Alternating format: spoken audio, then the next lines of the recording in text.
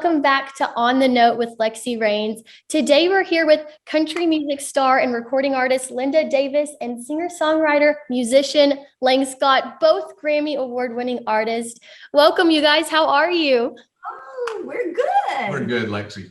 Good. It's been a long time since I've seen you guys, but it's so good to catch up. And you bring a little piece of Texas to me, so I appreciate that very much. Oh, that's sweet. Okay, well, I just want to jump right in. First, Linda, I want to talk about you coming from a small town and coming to where you are and the success that you've made for yourself. What was that like, and did music play a part in that? Oh my goodness. So the hometown you're talking about is in East Texas, a little town called Carthage, Texas, and it's in Panola County. But if you go 20 miles in the country, that's where I was actually raised, in a community called Dotson. And everything when I was a little girl was all about songs, all about music. My cousins would tell you, whenever we would all get together and just little kids try to play, I would somehow or another weave in them music. Let's just do a music contest. Let's do a talent show or something. My cousin said, we don't sing, so that's really not fun for us. But that's how it started. And then, of course, going to church. And if you had the courage in a small country church, you were welcome to get up and sing. That's why I have a deep love for gospel music. And my roots are very deep in the church. And then, of course, I graduated to a little place called the Grapevine Opry, which isn't that far from you. A lot of our mutual friends were there, including your mama. And then a place called Johnny Hyde's Country Music Review, a place called the Louisiana Hayride, which was just across the line over in Baton Rouge. Bossier City, Shreveport, Louisiana. And those are the places that I cut my teeth. Now, Lang, South Carolina boy, I don't know, what kind of places did you sing? Well, she didn't ask me a question yet. I know she was about to. I would love to know. No, I grew up in a small town in South Carolina. It was called Harleyville, South Carolina, and it was about 500-600 people. And same thing, I grew up singing, started singing in church and little, school beauty pageants. And then I graduated to become the wedding singer in the area, and sang a couple of funerals. And so that, that and sports kept me busy. I went to a very small school. And so I played all three sports through high school and the three major sports. Right. And then just started really getting serious about the music when I was about 15 years old. And so it just, took me around to sing at various places and entered a couple of contests, which, introduced me to other people. And so it between that and sports, that's what kept me busy, throughout my high school. You young people think that American Idol and The Voice and all those shows that are so popular right now, you think that's a new thing. Oh no. There were contests way back in the old days. Yeah, too. The Wrangler Country Showdown, the Colgate, Yeah. That's the toothpaste. I did my research on you, Lang. I know what you did. Oh yeah. Well, you don't know everything I did. Thank goodness there was no YouTube or no internet. So that's where I want to go next is you guys, coming from those small towns and now performing on the Grand Ole Opry and being Grammy award-winning artists. Did you expect that whenever you were living in that small town, just kind of thinking of it as a dream? Now, my dream was to be on the Grand Ole Opry. Mm-hmm. I can't tell you that I even knew about a Grammy award. I think I remember the CMA awards. I didn't understand the difference in those and any of the other ones. There might not have been but just one, and that was probably it back then. But the Opry, that was my gold. That's what I wanted to do. And it's just been such a blessing, and I've enjoyed doing that over and over again. In fact, I'm booked again at the end of the month. So I keep getting to live that dream. That's amazing. And Lang, did you expect to, be where you are today whenever you were that 15-year-old boy? I did not have a clue at that time, what path I was going to go down. I was, when I graduated high school, I actually went to college my first year as an electrical engineering major, and just pretty much hated that and transferred media arts, kind of like what you're doing right now, and we touched on phases of the media. But I didn't finish college. I moved to Nashville in January of 1982. And so mom and dad's delight, you know, I dropped out at my third year of college to move to Nashville. But no, I did not have any expectation of, and I didn't have low expectations. I mean, I definitely wanted to be successful, but as far as just like one vision or one ultimate goal of, you know, being on the Opry or thing, I knew I wanted to be a professional singer, but I didn't really set any lofty goals or expectations. Right. And so now I did my research, and correct me if I'm wrong, but you were the first national champion of You Can Be a Star, correct? Yes, in 1883. Oh. No, it's 1983. So Linda actually sent me a picture of you just a minute ago of you on that show. And I just think that is so cool. I want to know, is that anything like, you know, the shows you see today, like The Voice or American Idol? Is it much different, or is it pretty much the same? It's a lot of similarity. You know, there was a staff band that would learn your song and you'd come out and play for them. Then there was a panel of 3 judges, and they actually scored you. Celebrity judges. You know, celebrity judges that were in country music, label executives and that kind of thing. And they changed those around. And after you got finished, they could score you as high as 500 points. So after that, the host, the guy that you saw in the picture, Jim Ed Brown, who was a Grand Ole Opry star and a huge star in his own right, he hosted the show. He'd come on and said, well, let's go see what the judges have to say. And so you'd get up to the first judge and say, well, I like his voice, the tone and everything else. The song's good. And I give him 450 points. And so that was the way that was done. So there was no hiding, you know, but then they had 5 audience judges as well. So you had the celebrity points that you would get it, but then you had an audience participation as well of 5 audience judges. But then there were 3 contestants per show, and it was a series of 65 shows of 13 weeks. And so each week there was a winner who would then go into the finals. So much like, yeah, a lot of similarities. That's awesome. They haven't reinvented the wheel, but I tell you something, the talent of you young generation of artists and performers, songwriters, musicians, I mean, the level is so high. It amazes us, and we're so proud of you. But some of the people that were in that first series that I happened to win, which was but Trisha Yearwood, wow, we were there. Randy Travis auditioned for the show.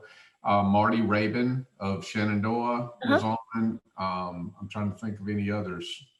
Gosh, it was just like through the years. And after I won the thing, the guy that produced the show hired me to keep me in town where I could look for songs to record.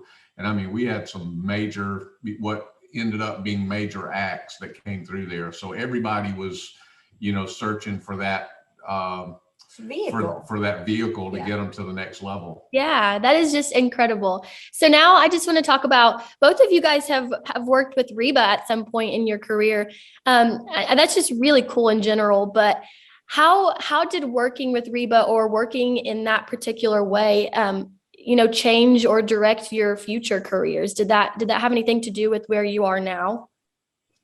Well, I can vouch for the fact that yes. Having a duet with her that did well for us, I know that changed the path for my career. It just opened up so many doors.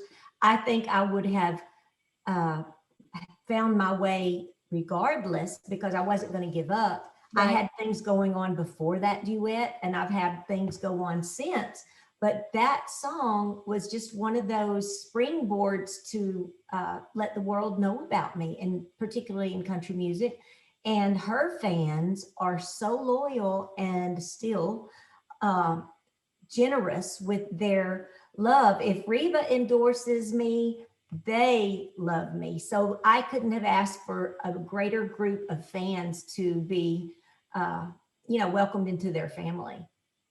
Well, anybody that can get to know you, and if it is because of Reba or anything, they can be blessed. So I think that's incredible. But how about you, Lang?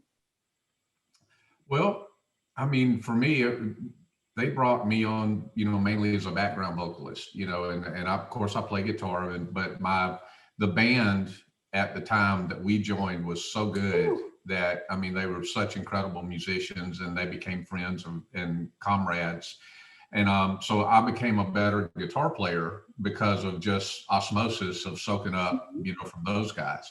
But as far as Reba, it was a job being a side musician. You come out and you perform and you show up every night, and, you play the show, how you're supposed to. But what I learned from that organization, Reba and her husband at the time, Narvel, they ran such a wonderful operation as a business. It was the music industry, but she has such an incredible work ethic and drive and vision. She and Narvel did both.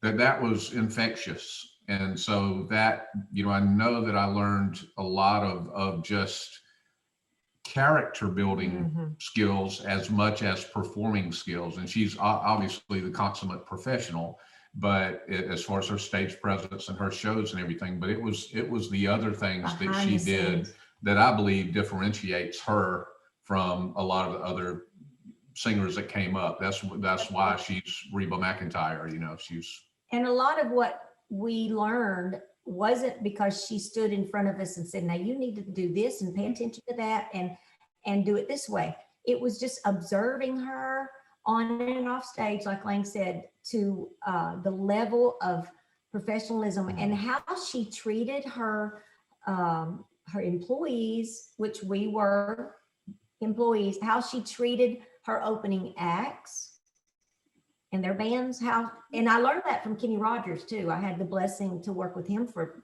actually more years than I did Reba. And that, I think you can't get that far up and have that longevity without treating people good. Absolutely. I think it catches up to you eventually if you're rude to people or hateful, and that's on the fan side, how you treat your fans as well as your people that are your team. And I'm sure you're learning that from your family because you're a musical family, and it's a lot more fun when everybody's nice. And how hard is that? Not hard at all. Totally true. It's so true. It's so true. And I bet you guys, I could be wrong, but I guess you guys learned a lot from being in the music industry and could carry that over to raising your kids in the music industry and how successful they are. Did that play a part in it? Well, personally, I feel like what I hope that they see, besides the professionalism that we represent and our integrity and work ethic, I want them to see a camaraderie and a community that you can just be supported by, that you can support, that comes together in good times and hard times. It's a family. I'm describing a family. And what we have established by being here so long is an extended family. And I want my girls to feel that and to know that you can go anywhere in the world, but you've always got friends back home in Nashville. Yeah. And once Hillary decided that she wanted to pursue music full time, you just, as a parent, you just want to be protective, for them and help them realize not to take rejection as a knock on their own self-esteem.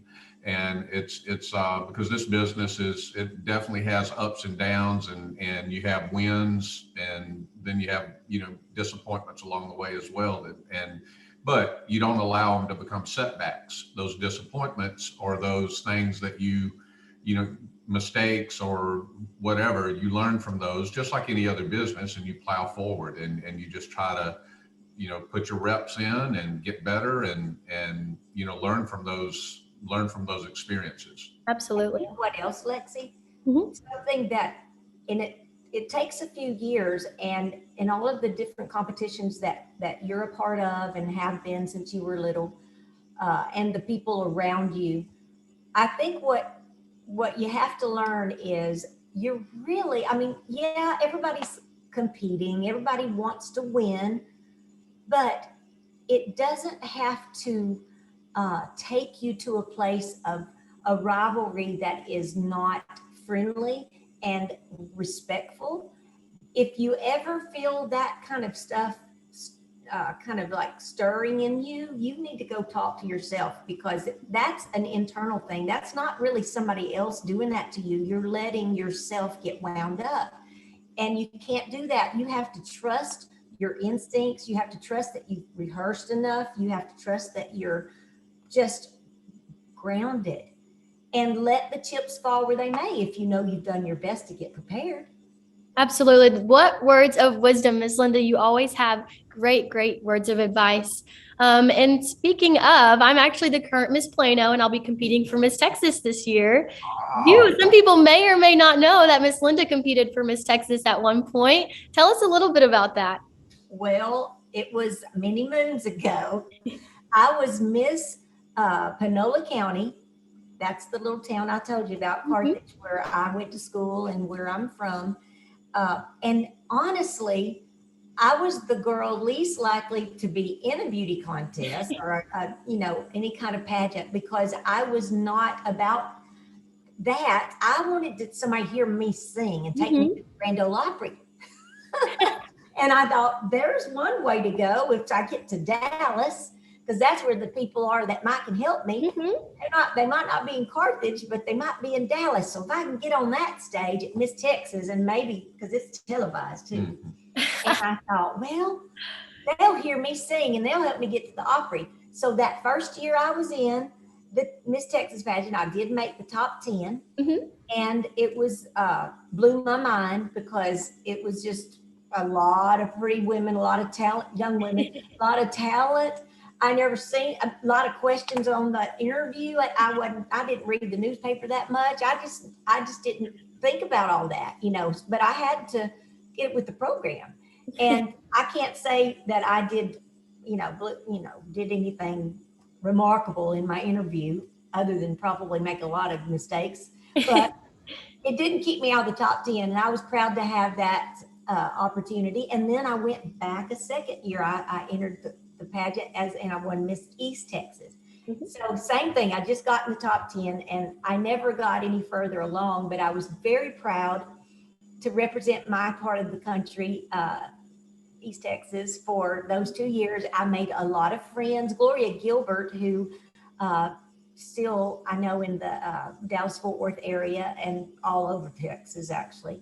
She is very well known and respected and loved. I have friends still. Some of the people who were managers and chaperones, and some of the people in that part of the Miss Texas organization back then, just took me under their wing and just loved me. And we still stay in touch, those that, we can.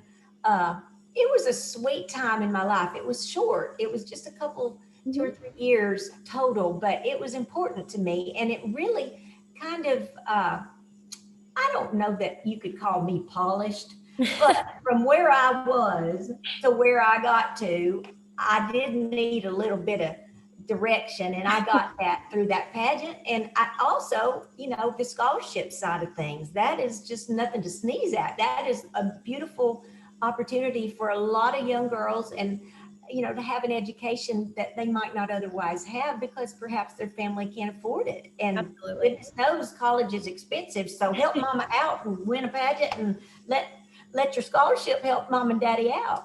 Absolutely. That is great, Miss Linda. And thank you so much, Linda and Lang, for coming on with me. You guys are like family to me, and I'm just so happy that you guys could come on and talk to me and share a little bit about your life and how music has impacted, the success that you guys have achieved. And I'm just very grateful that you guys could come talk to me today. Oh, we love you, Lexi, and love your family, and just, everything about y'all. And it's our pleasure. And we hope you continue with the podcast, and it just gets a huge audience. All right. Well, thank you. I love you guys too. Good luck at Miss Texas. Yep. Thank you. Love you. In touch. Bye, guys. Bye-bye. Thank you so much. Mhm.